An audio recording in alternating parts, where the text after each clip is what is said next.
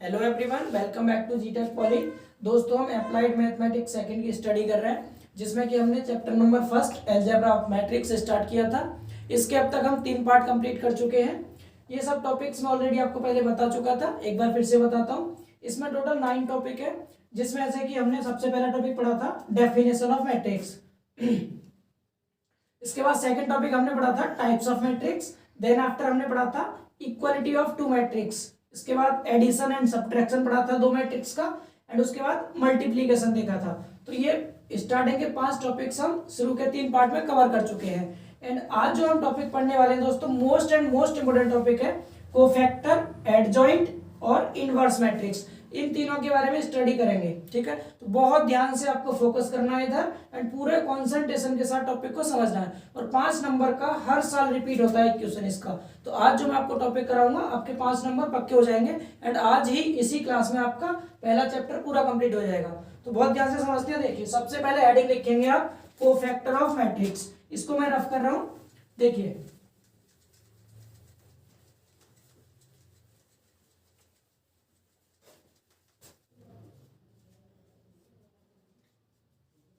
Cofactor of matrix, cofactor of matrix यानी आव्यूह के सहगुणनखंड,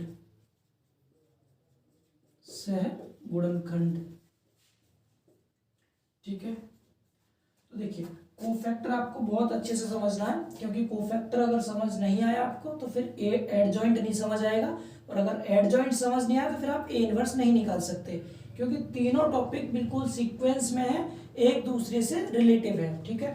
तो कोफैक्टर समझने के लिए इसका कोई फॉर्मूला नहीं है, बस बेसिक सा कॉन्सेप्ट है, इसलिए हम इसको एक क्वेश्चन की हेल्प से समझेंगे, ठीक है। तो यहाँ पर मैं कोई क्वेश्चन लेता हूँ, और ये क्वेश्चन वो है जो एग्जाम में पूछा गया है, यूपीवीटी के एग्जाम में पूछा गया क्वेश्चन है ये। और क्वेश्चन है 253, इसके बाद है 312 एंड 121। ये कोई मैट्रिक्स आपको दिया गया है, एंड आपको इसका कोफैक्टर निकालना है, ठीक है। तो देखिए, कोफैक्टर निकालते कैसे हैं। सबसे पहले हम लिखेंगे कोफैक्टर ऑफ मैट्रिक्स ए। हमें मैट्रिक्स ए का कोफैक्टर निकालना है, ठीक है। तो सबसे पहले देखिए, यहाँ क्या करते हैं हम, जो पहली वाली रो है ये, इसमें लिख देंगे हम A12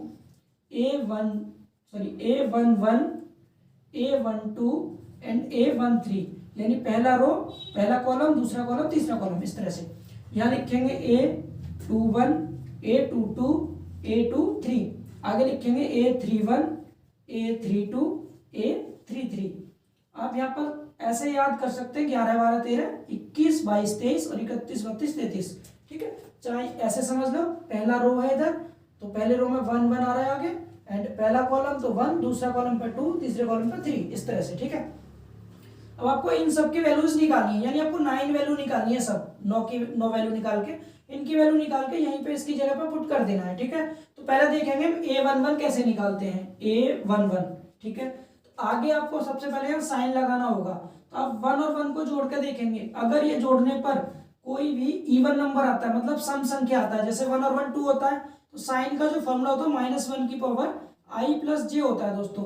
i और j का मतलब है रो और कॉलम का नंबर। यहाँ पर 1 है, यहाँ भी 1 है, तो 1 + 1 2 होगा, और -1 की पावर अगर 2 हो गया तो कितना आता है, +1 आता है। क्लियर ना। तो यहाँ पर हम डायरेक्ट इतना पूरा ना लिख के शॉर्ट में केवल साइन लिख देंगे, क्या आएगा, प्लस का साइन आएगा, ठीक है। इस प्लस के साइन के बाद आगे फिर हम क्या करेंगे, अब जो आपका A11 है, A11 ये है, तो यानी कि इसके करेस्पॉन्डिंग कौन सा एलिमेंट है, ये वाला। तो इससे होकर के जो कॉलम और रो जाएगा उसको छोड़ देंगे। बाकी यहाँ पर हम इसका सब मैट्रिक्स ले लेते हैं 1 2 2 1। यहाँ तक समझ आ रहा है दोस्तों। इसकी वैल्यू आपको निकालना आता होगा अच्छे से। लीडिंग डायगोनल का गुणा करेंगे पहले, 1 1 जा 1 -2 2 जा 4, कितना आ गया, -3 आ गया। समझ आ रहा है। ऐसे ही निकालेंगे आगे आप किसकी वैल्यू, A12 की वैल्यू। 1 और 2 3 होता है, माइनस लगाएंगे, यानी सम आएगा तो प्लस, विषम आएगा तो माइनस। इस फॉर्मूले के अकॉर्डिंग -1 की पावर i प्लस जे। अब आप 1 2 मतलब ये वाला, इसका मतलब ये हो गया 5। इस 5 के लिए ये वाला कॉलम, ये वाला रो छोड़ दो, क्या बच गया, 3 2 1 1। कितना बचा, 3 2 1 1। इसकी वैल्यू निकालेंगे, आगे माइनस है, माइनस लगा दिया। इसका इसमें गुणा किया, 3 1 3, -1 का 2 में 2 1 2, कितना बच गया, ये माइनस आ गया है, एक बच गया, तो माइनस का 1 आ गई इसकी वैल्यू, इन दोनों की वैल्यू निकल गई। इसी तरह से हम वैल्यू निकालेंगे किसकी, A13 की। A13 की वैल्यू क्या आएगी, तो A13 के लिए साइन कैसा आएगा, 1 और 3 4 होता है, प्लस का साइन आएगा, 1 3 ये तीसरा वाला एलिमेंट है, तीसरा मतलब 3 ये वाला, ये कॉलम और ये रो, क्या बच गया 3 1 1 2, 3 1 1 2। पहला क्वेश्चन है इसलिए मैं आपको डिटेल में समझा दे रहा हूँ, इसके बाद थोड़ा सा स्पीड से करेंगे इन्हें, ठीक है। तो 3 दूनी 6 हो गया, माइनस 1 1 1 हो गया, कितना बच गया, ये 5 बच गया। यहाँ तक समझ आ रहा है। आगे निकालेंगे 2 1 की वैल्यू, इसी तरह से 2 1 निकालना है आपको, 2 और 1 3 होता है, माइनस का साइन आएगा आगे, 2 1 ये वाला एलिमेंट है मतलब 3 है, इसके लिए ये लाइन और ये लाइन, तो 5 3 2 1, 5 3 2 1, वैल्यू क्या आएगी, आगे माइनस आएगा, 5 1 5 माइनस 3 दूनी 6, तो यहाँ कितना बचेगा, अंदर बचेगा माइनस का 1 और माइनस ये है तो कितना हो गया, प्लस का 1 आएगा, ठीक है, 1 आ गई इसकी वैल्यू। इसी तरह किसकी वैल्यू निकालेंगे, 2 2 की, समझ पा रहे होंगे दोस्तों। अब तो आगे 2 2 निकालना, आगे प्लस का साइन आएगा, 2 और 2 4 होता है, सम संख्या है, प्लस आएगा। इसके लिए मतलब 1 के लिए ये लाइन और ये लाइन, ये और ये चला गया, कितना बचा, 2 3 1 1, कितना 2 3 1 1, 2 3 1 1 के लिए सॉल्व करेंगे इसे, कितना आएगा, 2 का 1 में 2 1 2, माइनस 3 1 3, कितना हो गया, माइनस का 1 आ गया, समझ पा रहे हैं इतना।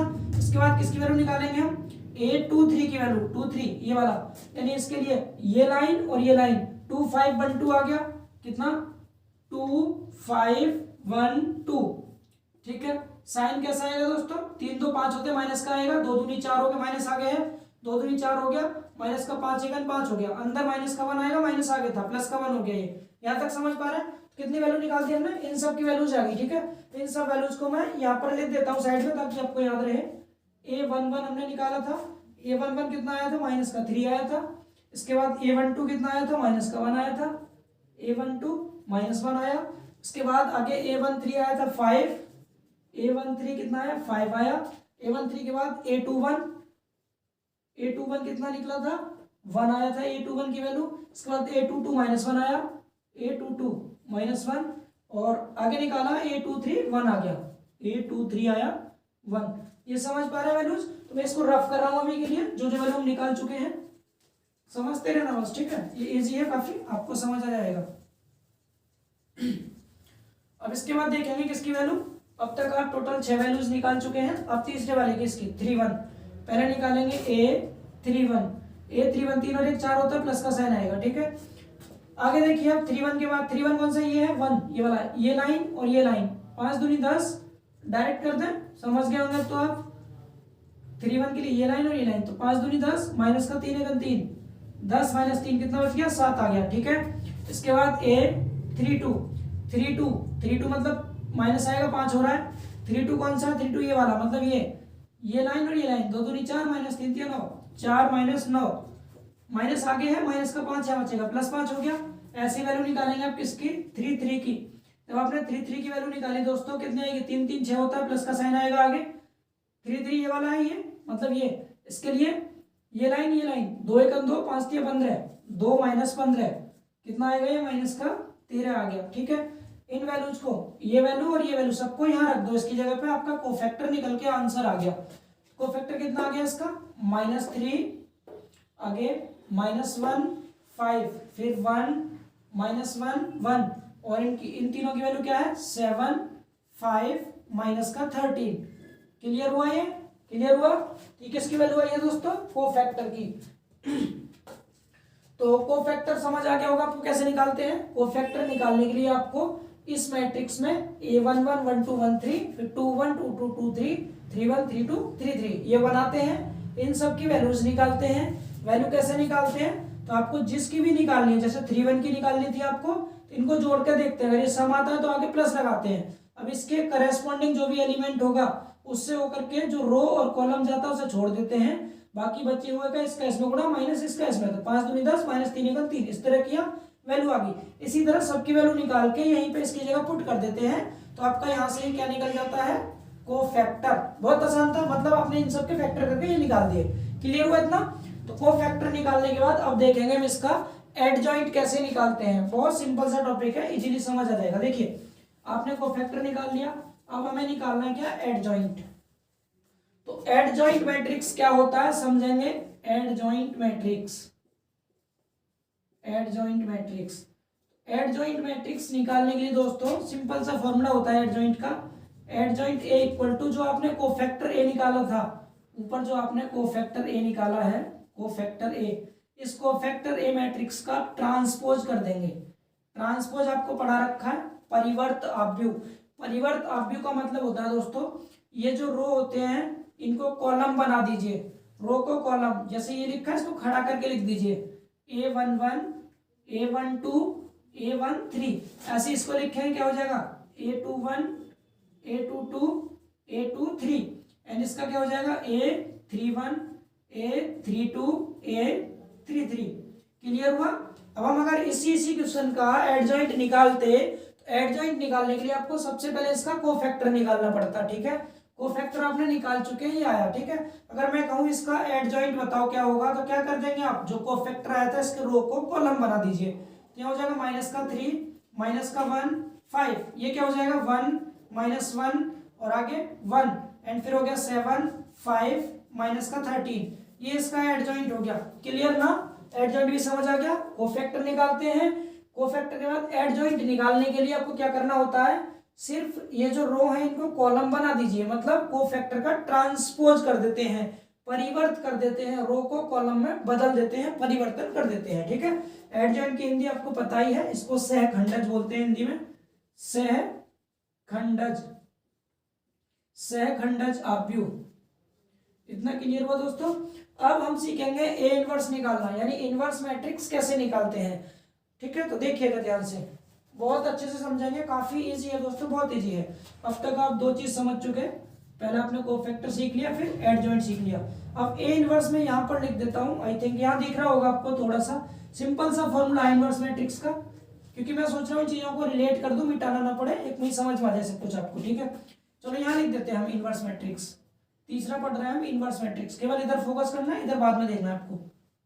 इनवर्स मैट्रिक्स, ठीक है, हिंदी में कहते हैं इसको व्युत्क्रम आव्यूह, व्युत्क्रम या कभी कभी हिंदी में प्रतिलोम लिखा जाता है, व्युत्क्रम आव्यूह,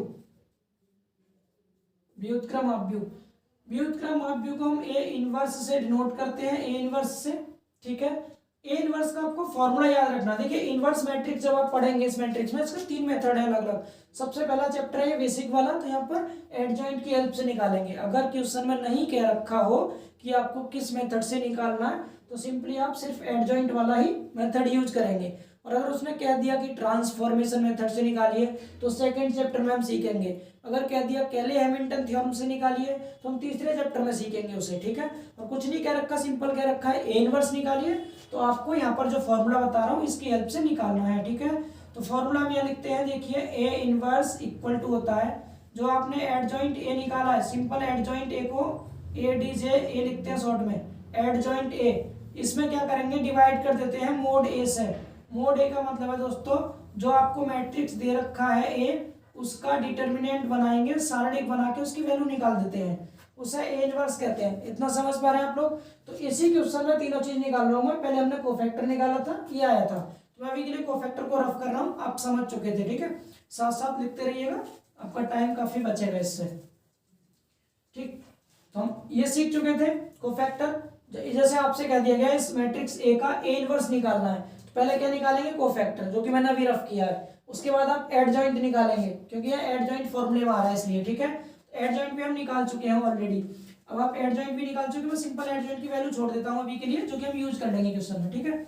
आपको क्या करना है दोस्तों, आपसे कहा गया है कि आप इस वाले क्वेश्चन का जो आपको सामने लिखा हुआ है, इस क्वेश्चन का ए इनवर्स ज्ञात कीजिए। ए इनवर्स निकालने के लिए आपको फॉर्मूला याद रखना है। इनवर्स मैट्रिक्स का क्या बताया था, ए इनवर्स इक्वल टू होता है एडजॉइंट ए अपॉन मोड ए, ठीक है। और इनवर्स मैट्रिक्स की कंडीशन होती है कि इसमें जो मोड ए है, ये डिटर्मिनेंट ए, इसकी वैल्यू कभी भी 0 नहीं आनी चाहिए। अगर 0 आ गई तो फिर इनवर्स मैट्रिक्स पॉसिबल नहीं है, ठीक है।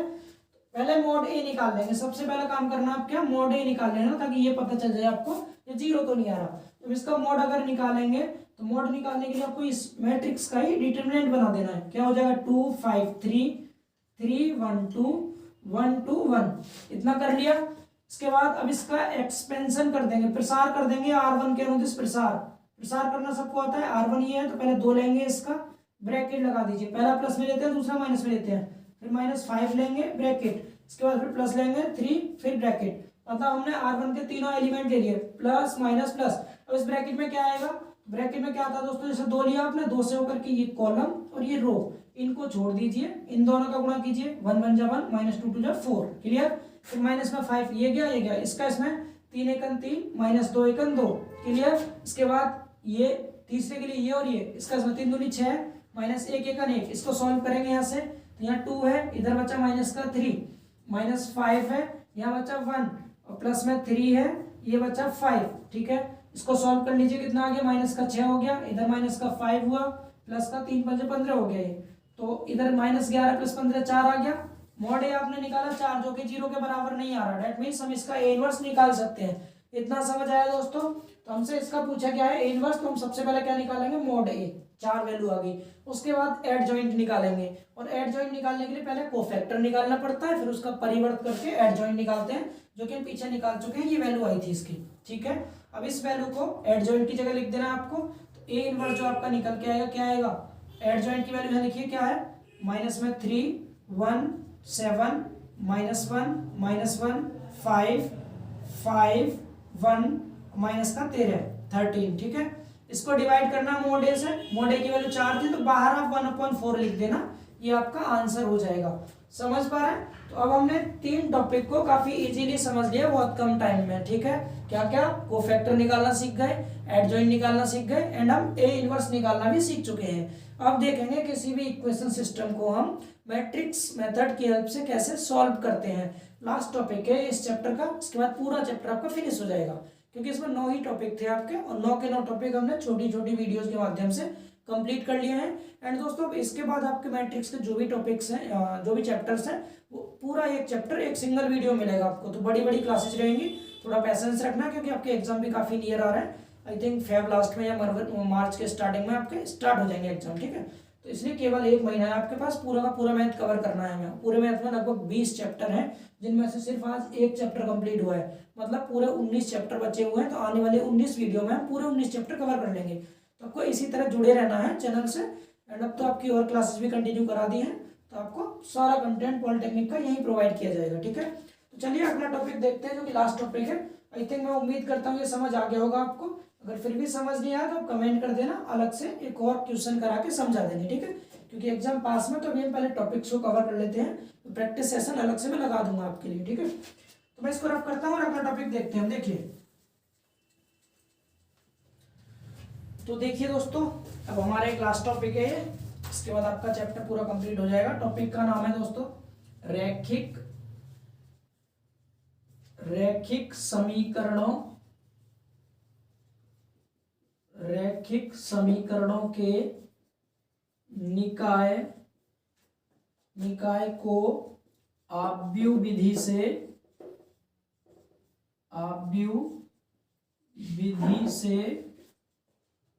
हल करना, ठीक है। इंग्लिश में बोलते हैं इसको to solve a system of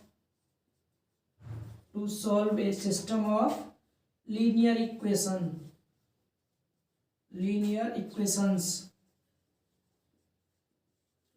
equations by matrix method,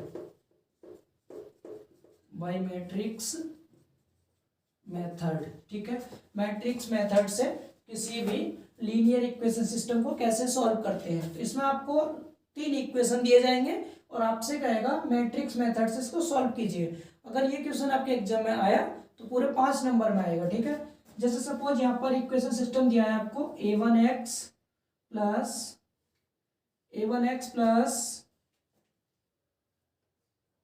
b1y plus c1z equal to d1, ये पहली इक्वेशन दे दी। दूसरी इक्वेशन आपको दी गई है दोस्तों, a2x plus b2y plus c2z equal to d2, दूसरी इक्वेशन। और तीसरी इक्वेशन दे रखी है आपको, a3x plus b3y plus c3z equal to d3। ये 3 इक्वेशन दी गई हैं आपको, डेट मीन्स एक लीनियर इक्वेशन सिस्टम दिया है, और आपसे कहेगा आप इसको आव्यूह विधि से हल कीजिए, मैट्रिक्स मेथड से सॉल्व कीजिए इसको। इसमें आपको करना क्या होगा दोस्तों, सबसे पहले आप एक्स बाई जेड के जो कोफिशिएंट दे रखे हैं, जो गुणांक दिए गए हैं, इसको लेकर के एक मैट्रिक्स बनाइए। जैसे A1 B1 C1, A1 B1 C1, यहां पर देखा तो A2 B2 C2, A2 B2 C2, तीसरा यहां पर A3 B3 एंड C3, इनको लिया इनटू में। इसके बाद आप एक्स बाई जेड का एक मैट्रिक्स बनाएंगे सिंगल कॉलम में, तो x by z and equal to, अब इक्वल के पीछे जो आपको यहाँ कांस्टेंट दे रखे हैं, इनको लेकर के एक मैट्रिक्स बना दीजिए A2 A3। ये तीन मैट्रिक्स आपके सामने है दोस्तों, ठीक है। इसको हम बोल देंगे कैपिटल A इंटू, सपोज इसको मान लिया हमने कैपिटल X, और इक्वल के इधर वाला जो मैट्रिक्स है इसको मान लिया कैपिटल B।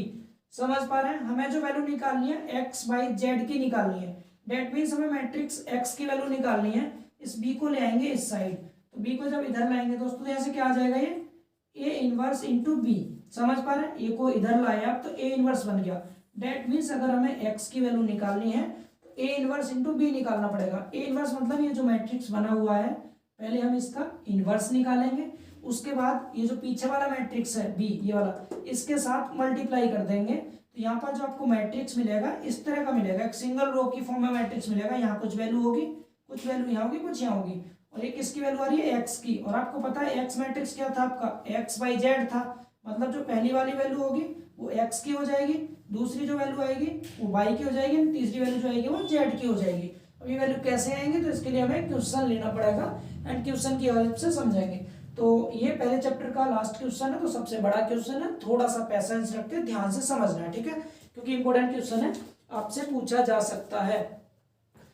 तो देखिए मैं इसका एक क्वेश्चन लेता हूं, पहले इसको रफ कर रहा हूं मैं, टॉपिक समझ लेना। अब देखिए इसका एक क्वेश्चन लेके समझते हैं अच्छे से, ठीक है। इस टॉपिक का क्वेश्चन मैं आपके सामने क्वेश्चन नोट करता हूँ, एंड स्पीड थोड़ी सी फास्ट रहेगी दोस्तों, क्योंकि जो हमने टॉपिक आज 4 कवर किए हैं, चारों इंपॉर्टेंट टॉपिक थे, बड़े भी थे, तो थोड़ी सी स्पीड को फास्ट रखेंगे। देखो क्वेश्चन दिया है आपको, इक्वेशंस, इक्वेशंस मतलब होता है समीकरणों, इक्वेशंस, कुछ इक्वेशंस दी गई हैं आपको। पहली है x plus 3y plus 3z equal to 1, and दूसरी है x plus 4y plus 3z equal to 0, and तीसरी है x plus 3y plus 4z equal to 2। ये तीन इक्वेशन है, और आपसे कहा गया है दोस्तों कि इन तीनों इक्वेशन को मैट्रिक्स मेथड से सॉल्व कीजिए, ठीक है। मैट्रिक्स मेथड से सॉल्व करना, मैंने क्या बताया था आपको, सबसे पहले आप इनके कोफिशिएंट लेके एक मैट्रिक्स बनाएंगे। मैं इधर बना रहा हूँ ताकि यहाँ सॉल्व कर सकें हम, ठीक है। तो अगर हम पहला मैट्रिक्स बनाएंगे तो मैट्रिक्स क्या बनेगा दोस्तों, पहले 1 3 3 1 3 3, इसके बाद 1 4 3 1 4 3, आगे जब जिसके आगे कुछ ना हो तो 1 मानते हैं, ठीक है। 1 3 4 1 3 4, ये बन गया मैट्रिक्स, ठीक। इसके बाद क्या बताया था आपको, एक्स बाई जेड लेना होता है, एक्स बाई जेड, एंड इसके बाद इक्वल में ये जो दे रखा है इसके मैट्रिक्स 1 0 2। मैंने आपसे क्या कहा था, इसको हम ए मान लेते हैं, इसको एक्स मान लेते हैं, बराबर के इधर इसको बी मान लेते हैं, एंड फॉर्मूला जो बन जाता है हमारे यहाँ से ए इनवर्स इंटू वी बन जाता है। क्लियर ना? ए आपका ये है, आपको ए इनवर्स इसका निकालना है। तो क्या करना होगा इसमें आपको, सबसे पहले ए इनवर्स निकालने के लिए ए इनवर्स का फॉर्मूला आपको पता होना चाहिए, जो कि मैंने इसी लेक्चर में बताया है आपको, एडजॉइंट ए अपॉन मॉड ए या डिटरमिनेंट ए। अब एडजॉइंट ए निकालने के लिए आपको ए के कोफैक्टर निकालने होंगे। क्लियर ना? ये दो फॉर्मूले इसमें यूज होंगे, ये वाला और ये वाला। तो एडजॉइंट के लिए कोफैक्टर बनाएंगे पहले, और कोफैक्टर मैट्रिक्स क्या होता है तो आपको पता है। कोफैक्टर में इधर लिख देता हूँ, शायद यहाँ ना दिखाई दे रहा हो आपको, देख लेंगे यहाँ पर कोफैक्टर, कोफैक्टर ए।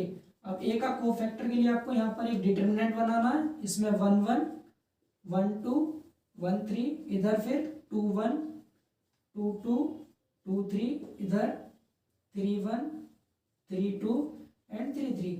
इन सब की वैल्यूज निकालनी है, ठीक है। मैं डायरेक्ट निकालूंगा, ध्यान से समझेंगे क्योंकि आप ऑलरेडी समझ चुके हैं। 1 1 मतलब प्लस आएगा, आगे एक और एक 2 होता है, प्लस का साइन आएगा, सम आ रहा है इसलिए 1 1 पहला है, पहला मतलब ये 1 है, इससे होकर के ये लाइन और ये लाइन क्या बच गया, 4 चौक 16 minus 3 3 9, 16 minus 9, that means value कितनी आ गई दोस्तों, यहाँ से 7 बच गया ये, ठीक है। ऐसी वैल्यू निकालेंगे किसकी, ए 1 2 की, 1 और 2 3 होता है, माइनस आएगा, 1 2 दूसरा वाला था, दूसरा मतलब ये वाला, इसके लिए ये लाइन और ये लाइन, 4 1 4 माइनस 3 1 3, 4 माइनस 3, तो बाहर माइनस है, अंदर एक बच गया, माइनस का 1 आया। ऐसी वैल्यू निकालेंगे 1 3 की, 1 3 3 और 1 4 होता है, प्लस का साइन आएगा। 1 3 तीसरा वाला है, तीसरा मतलब ये वाला, इसके लिए ये लाइन और ये लाइन। तो 3 एकम 3 माइनस 4 एकम 4, 3 एकम 3 माइनस 4, कितना आ गया, माइनस का 1 बचेगा अंदर, बाहर तो प्लस था। इसके बाद वैल्यू निकालेंगे किसकी, 2 1 की, 2 1, 2 और 1 3 होता है, माइनस का साइन आएगा। 2 1 ये वाला है, मतलब ये, इसके लिए ये लाइन और ये लाइन। 3 चौक 12 माइनस 3 3 9, 12 माइनस 9, तो बाहर माइनस है, अंदर 3 बच गया, माइनस 3 आ गया। इसी तरह से आगे वैल्यू निकालेंगे किसकी, 2 2 की, A22। अब 2 2 निकालने के लिए 2 और 2 4 होता है, प्लस का साइन आएगा। 2 2 ये वाला है, मतलब ये, इसके लिए ये लाइन और ये line. 4 Ekam 4 minus 3 Ekam 3, 4 minus 3, that means 1 आएगा, प्लस का प्लस ही बाहर था, 1 आ गया। ऐसे ही निकालेंगे 2 3 की वैल्यू, 2 3 3 और 2 5, माइनस का साइन आएगा, विषम होता है तो माइनस लेते हैं बाहर। 2 3 ये वाला है, मतलब ये, इसके लिए ये लाइन और ये लाइन। 3 एकम 3 माइनस 3 एकम 3, 3 माइनस 3, 3 में 3 का 0 बचेगा, 0 आ गया।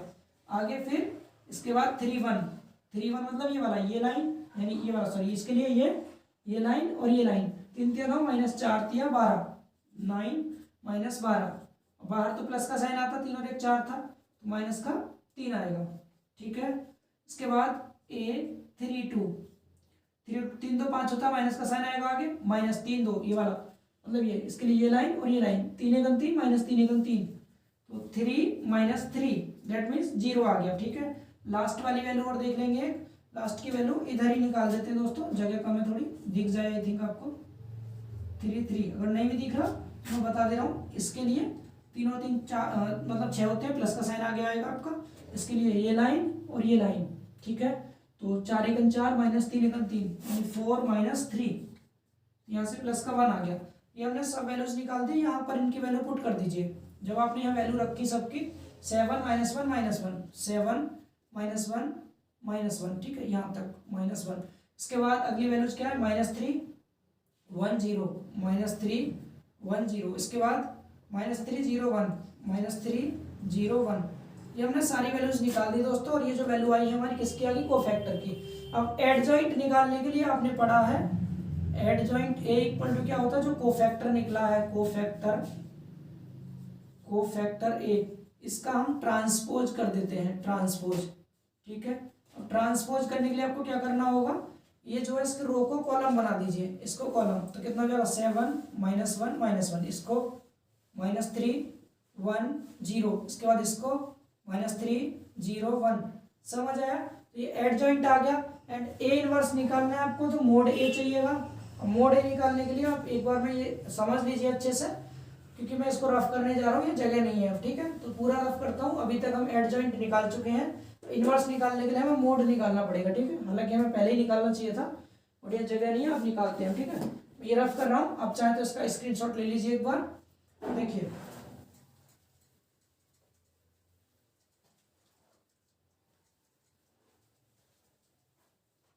एडजॉइंट इधर आ गया, हमें क्या निकालना है, मोड A निकालना है इनवर्स के लिए। मोड निकालने के लिए आपको पता है कैसे निकालते हैं, R1 के अनुदिश प्रसार करेंगे इसका, पहला ये माइनस में, फिर 3 ब्रैकेट लगा दिया, फिर प्लस का 3, फिर से ब्रैकेट लगा दिया, ठीक है।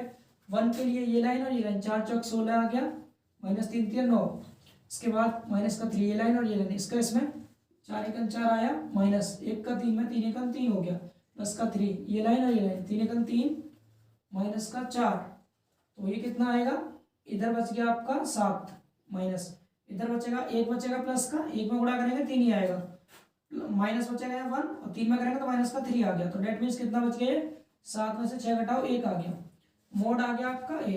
अब हमें निकालना था A इनवर्स। फॉर्मूला क्या होता है इसका, adjoint A upon mode A। तो मोड A तो बना रहा है, एडजॉइंट की वैल्यू आपके सामने इधर है, कितनी, 7 माइनस 3 माइनस 3 माइनस 1 1 0 माइनस 1 0 1, ठीक है दोस्तों। अब मोड A को अगर हम डिवाइड भी करेंगे 1 से, तो 1 बाई 1 मतलब कुछ नहीं, कोई फर्क नहीं पड़ेगा इसमें, 1 तो 1 ही होता है, इसको हटा दो, ठीक है। तो जो एडजॉइंट है इसका वही क्या आ गया, इनवर्स। ये आंसर नहीं है, सॉरी, अभी आपने A इनवर्स निकाल लिया। अगर आप यहाँ देखें तो x की वैल्यू क्या आ रही थी आपकी, इसको इधर ले जाएंगे आप, तो A इनवर्स इंटू B आ रहा था, मतलब इस इनवर्स मैट्रिक्स का B के साथ आपको मल्टीप्लाई करना है, ठीक है। इनवर्स तक आप एक बार नोट कर लीजिए, या फिर इसका स्क्रीनशॉट ले लीजिए। और मैं आगे निकालता हूँ, A इनवर्स का मल्टीप्लाई करेंगे किसके साथ, v के साथ, ठीक है। हटा दें सभी के लिए। देखिए अब हमें निकालना है a इनवर्स इंटू बी, जो कि x बराबर है, x बराबर क्या था, a इनवर्स इंटू बी।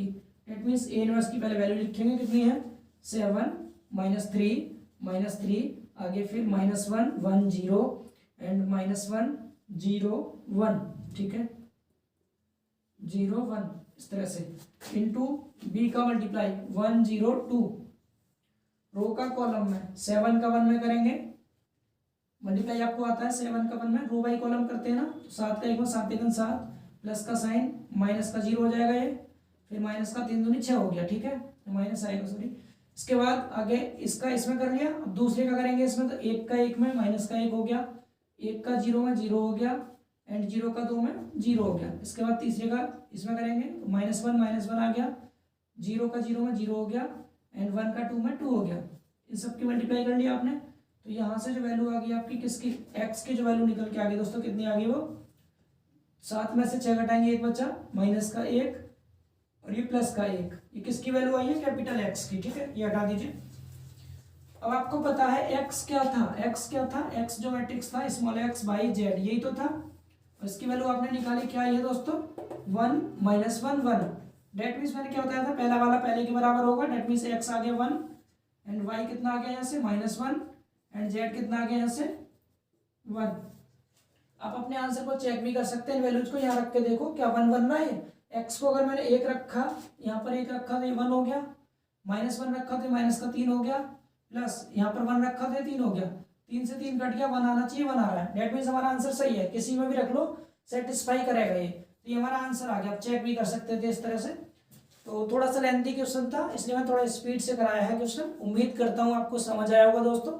अगर आपको ये टॉपिक समझ आ गया अच्छे से तो वीडियो को लाइक करेंगे एंड कमेंट जरूर करेंगे, क्योंकि अब आपके प्रत्येक लेक्चर में एक चैप्टर कंप्लीट होने वाला है। पूरा मैथमेटिक्स एग्जाम से लगभग मैं 10 दिन पहले खत्म करा दूंगा, बट आपको पूरा सपोर्ट करना है, वीडियो को लाइक करना है, सभी दोस्तों में शेयर करना है एंड चैनल के साथ इसी तरह से जुड़े रहना है, अपना प्यार बनाए रखना है। थैंक यू सो मच, मिलते हैं इसके बाद नेक्स्ट वीडियो में, तब तक के लिए बाय बाय, टेक केयर।